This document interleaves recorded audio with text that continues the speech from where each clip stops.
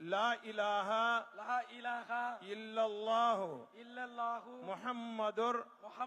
رسول الله اللهم صل على محمد وعلى آل محمد وبارك وسلم عليه اللهم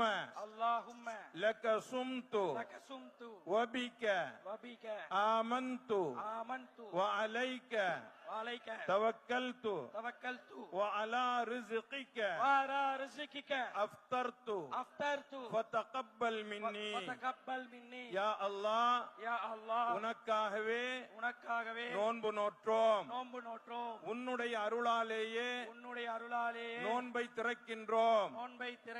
எங்களுடைய நோன்பை